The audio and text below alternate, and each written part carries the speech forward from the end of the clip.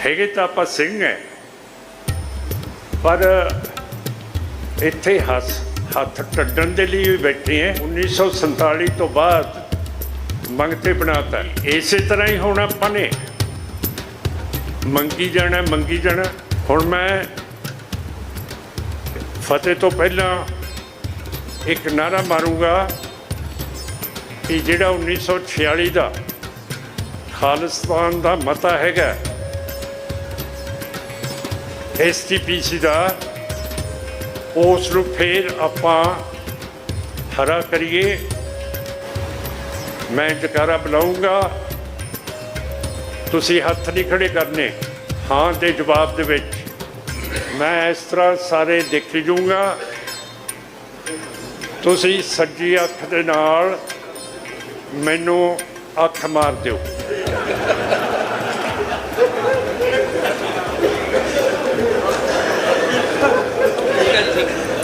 ਬੋਲੇ ਸੋ ਨਿਹਾਲ।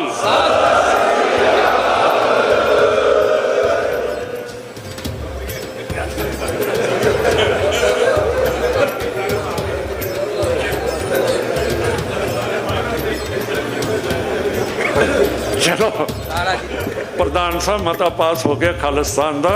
वाहिगुरू जी का खालसा, वाहिगुरू जी की फतेह। कि 1947 तो पहला ਆਪਾਂ ਕਹਿੰਦੇ हैं कि सिखा ने सब तो ज़्यादा कुर्बानियां कीतियां। कि असी सिख कुर्बानी करन तो बाद फैसले करते हैं कि साडी मंग की है। कुर्बानियां करन दे नाल अंग्रेज़ इत्थों चलिया गया 1947 दे विच, ते राज किनू मिलिया? साडे हिंदू भरा नूं ते मुसलमान भरा नूं। मुसलमान नूं पाकिस्तान, हिंदू नूं इंडिया। जिहड़ी अज इत्थे बैठक है, ये तां ही बैठक है कि पाकिस्तान दे विच अज सिख मुसलमान दे गुलाम है, ते इंडिया दे विच असी हिंदू दे गुलाम है। कि हुण सारे जीवनां दे विच असी अपनी तकदीर दा फैसला नहीं करांगे, किसे हत्थ दे विच फड़ावांगे? हुण भुल्लर साहब नूं फांसी दी सज़ा मिली सी। 3 जजां दा बेंच बैठिया। जिहड़ा चीफ जस्टिस, जिहड़ा चीफ जज सी, वो मुसलमान सी। जिहड़े 2 जज सीगे होर, वो हिंदू धर्म दे सीगे। जिहड़ा मुसलमान धर्म दा जज सी शाह, उसने भुल्लर साहब नूं रिहा करता, बिल्कुल रिहा करता। पर जिहड़े 2 दूजे जज सी, उन्होंने फांसी की सज़ा देती। चलो जे 2 जजां ने फांसी की सज़ा दी है, ये फैसला सर्वसम्मति के नाल तो नहीं ना होया, फिर कैद कर देंदे। पर फिर उन्हां दे लई भी रस्सी तैयार हो गई। उस वक्त असी मैंबर पार्लीमेंट सीगे, बादल साहब, ढींसा साहब, शायद भुंदड़ साहब भी नाल सीगे, जोरा सिंह मान साहब, तुड़ साहब, असी सारे अडवाणी नूं मिले, जिहड़ा होम मिनिस्टर सीगा, ते उन्होंने कहा कि भुल्लर साहब नूं फांसी नहीं देनी चाहिए। वो बोलिया तो कुछ है नहीं, पर वो इशारा सी उहदा कि मैं तुहाडे नाल सहमत है। सो साध संगत जी, किसी दे हत्थ गुलाम फड़ा देनी, मैं तो नहीं समझदा कि सिख धर्म ते सिख सियासत दे विच सियाणप हैगी है। कि साडी सिख कौम इन्ना राज भाग भुगत के अज जिवें कोयल पंछी ਕਾਵਾਂ ਦੇ ਆਲਣੇ ਦੇ ਵਿੱਚ ਆਪਣੇ ਆਂਡੇ ਦੇ ਦਿੰਦਾ ਹੈ ਤੇ ਕਾਂ ਬੱਚੇ ਕੱਢਦੇ ਹੈ ਕਿ ਅਸੀਂ ਕੋਇਲ ਪੰਛੀ ਬਣ ਗਏ ਹੈ ਕਿ ਤਾਕਤ ਸਾਡੇ ਵਿੱਚ ਆਉਂਦੀ ਹੈ ਤੇ ਅਸੀਂ ਅਗਲਿਆਂ ਨੂੰ ਦੇ ਦਿੰਦੇ ਹਾਂ। ਜੇ ਸਾਰੀਆਂ ਕੁਰਬਾਨੀਆਂ ਕੀਤੀਆਂ ਆਜ਼ਾਦੀ ਦੇ ਲਈ ਅੱਜ ਮਾਫ ਕਰਨਾ ਹੈਗੇ ਤਾਂ ਆਪਾਂ ਸਿੰਘ ਹੈ, ਪਰ ਇੱਥੇ ਹੱਥ ਟੱਡਣ ਦੇ ਲਈ ਵੀ ਬੈਠੇ ਹੈ ਕਿ ਹੁਕੂਮਤ ਦੀ ਅਸੀਂ ਬੇਨਤੀ ਕਰੀਏ, ਮੰਗ ਕਰੀਏ ਕਿ ਜਿਹੜੇ 30 ਸਾਲਾਂ ਤੋਂ ਸਿੱਖ ਤੁਸੀਂ ਬੰਦੀ ਬਣਾ ਕੇ ਰੱਖੇ ਹੈ ਉਹ ਤੁਸੀਂ ਛੱਡਦੇ ਨਹੀਂ, ਉਹਨਾਂ ਨੂੰ ਪੈਰੋਲ ਨਹੀਂ ਦਿੰਦੇ ਹੈਗੇ। ਸੌਦੇ ਸਾਧ ਰਾਮ ਰਹੀਮ ਨੂੰ ਪੈਰੋਲ ਮਿਲ ਜਾਂਦੀ ਹੈ, ਜਿਹਨੇ ਜਬਰ ਜਨਾਹ ਕੀਤਾ ਹੈ, ਜਿਹਨੇ ਕਤਲ ਕੀਤੇ ਹੈ, ਜਿਹਨੇ ਗੁਰੂ ਗ੍ਰੰਥ ਸਾਹਿਬ ਦੀ ਬੇਅਦਬੀ ਕੀਤੀ ਹੈ, ਫਿਰ ਆਪਣਾ ਸਟੇਟਸ ਅੱਜ ਇੰਡੀਆ ਦੇ ਵਿੱਚ ਕਾਹਦਾ ਹੈ ਕਿ ਇਸੇ ਤਰ੍ਹਾਂ ਹੀ ਹੁਣ ਆਪਾਂ ਨੇ ਮੰਗੀ ਜਾਣਾ।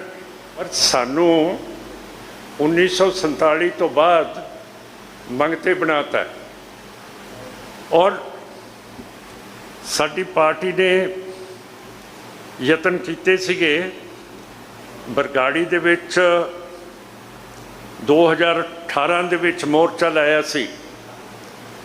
ਕੈਪਟਨ ਅਮਰਿੰਦਰ ਸਿੰਘ ਦੀ ਸਰਕਾਰ ਨੇ ਆਪਣੇ 2 ਨੁਮਾਇੰਦੇ ਰੰਧਾਵਾ ਸਾਹਿਬ ਤੇ ਬਾਜਵਾ ਸਾਹਿਬ ਭੇਜੇ ਸੀਗੇ ਔਰ ਸਾਡੇ ਨਾਲ ਵਾਅਦਾ ਕੀਤਾ ਸੀਗਾ ਕਿ ਉਹ ਬੰਦੀਆਂ ਨੂੰ ਛੱਡਣਗੇ ਤੇ ਜਿਹੜੇ ਬਰਗਾੜੀ ਦਰਬਾਰ ਸਾਹਿਬ ਦੀ ਬੇਇੱਜ਼ਤੀ ਕਰਨ ਵਾਲੇ ਸੀਗੇ ਉਹਨਾਂ ਨੂੰ ਪਕੜਿਆ ਜਾਊਗਾ। ਥੋੜ੍ਹਾ ਜਿਹਾ ਸਾਨੂੰ ਆਰਾਮ ਮਿਲਿਆ ਉਸ ਮੋਰਚੇ ਦੇ ਵਿੱਚ। ਕਈ ਪੁਰਾਣੇ ਸਿੱਖ ਜੇਲ੍ਹਾਂ ਦੇ ਵਿੱਚੋਂ ਛੁੱਟੇ, ਕਈਆਂ ਨੂੰ ਪੈਰੋਲ ਮਿਲੇਗੀ, ਪਰ ਪੂਰਾ ਵਾਅਦਾ ਸਰਕਾਰ ਨੇ ਨਹੀਂ ਕੀਤਾ ਹੈ। ਕਿਹਾ ਸੀ ਕਿ ਅਸੀਂ ਗ੍ਰਿਫਤਾਰ ਕਰਾਂਗੇ ਸੈਣੀ ਸਾਰਿਆਂ ਨੂੰ, ਪਰ ਜੋ ਸਾਡੇ ਕੋਲੇ ਗੁਰੂ ਗ੍ਰੰਥ ਸਾਹਿਬ ਦੀ ਹਾਜ਼ਰੀ ਤੇ ਸੰਗਤ ਦੀ ਹਾਜ਼ਰੀ ਦੇ ਵਿੱਚ ਕੈਪਟਨ ਅਮਰਿੰਦਰ ਸਿੰਘ ਦੇ ਨੁਮਾਇੰਦਿਆਂ ਨੇ ਕੀਤੇ ਉਹ ਉਹਨਾਂ ਨੇ ਪੂਰੇ ਨਹੀਂ ਕੀਤੇ ਹੈਗੇ।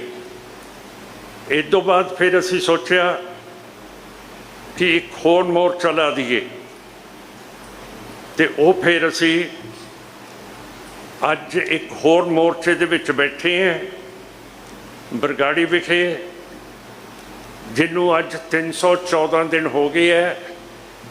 ਰੋਜ਼ ਗੁਰੂ ਦੇ ਸਿੱਖ ਬੀਬੀਆਂ ਗ੍ਰਿਫਤਾਰੀ ਦੇਣ ਆਉਂਦੇ ਹੈ ਤੇ 1 ਤਰੀਕ ਨੂੰ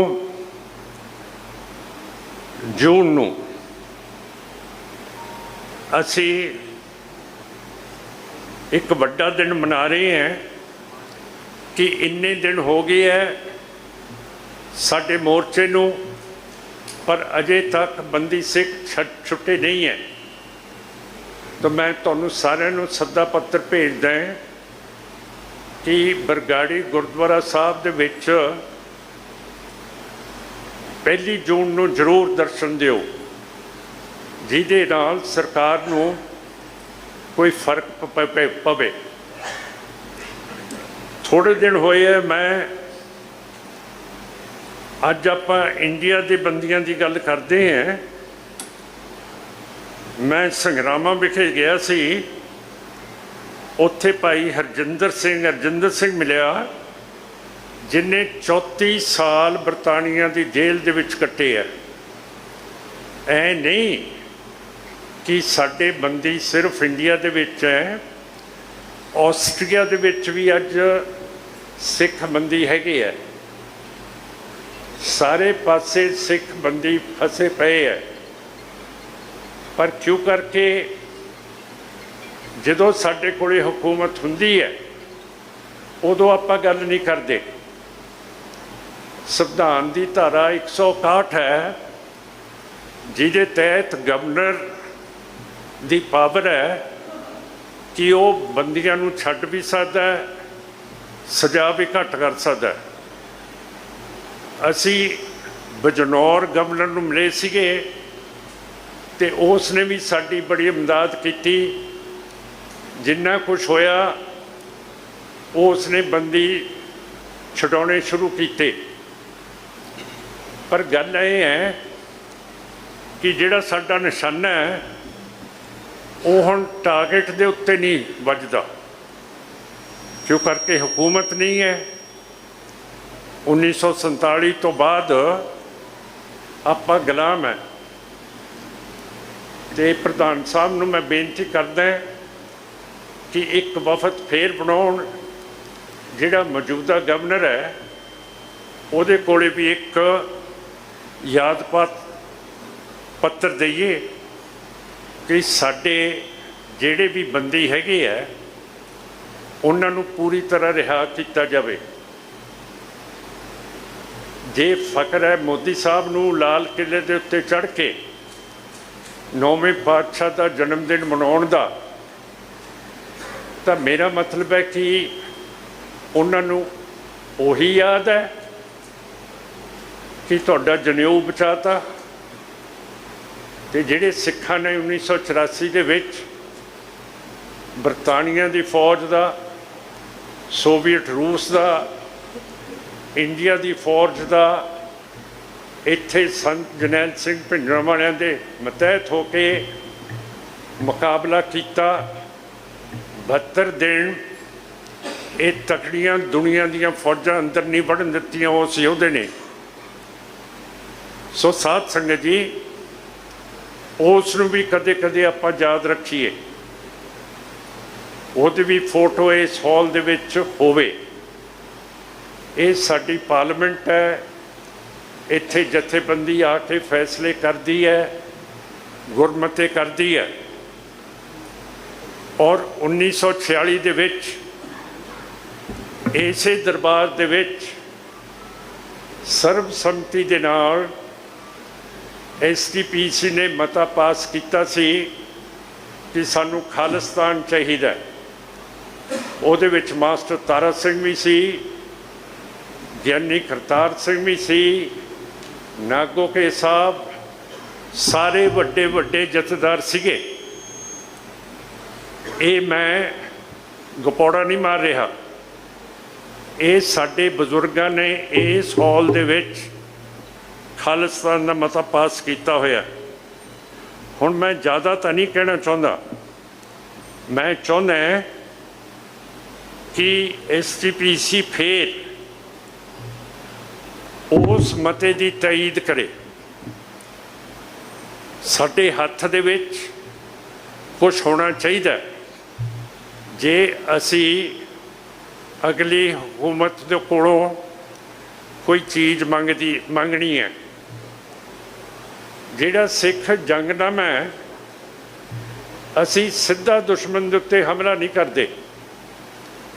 असी अपना वक्त देख के जिधर सानू दिखे कि दुश्मन कमज़ोर है उत्थे हमला कर दिंदे हैं। हुण मैं फतेह तो पहला एक नारा मारूंगा कि जिहड़ा 1946 का खालिस्तान का मता हैगा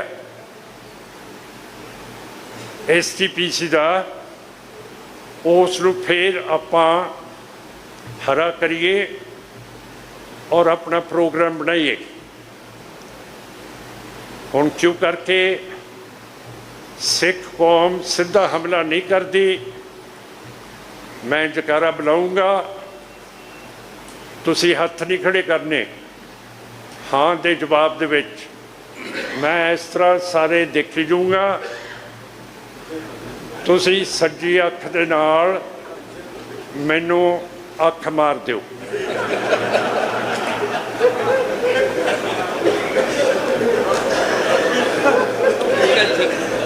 बोले सो निहाल।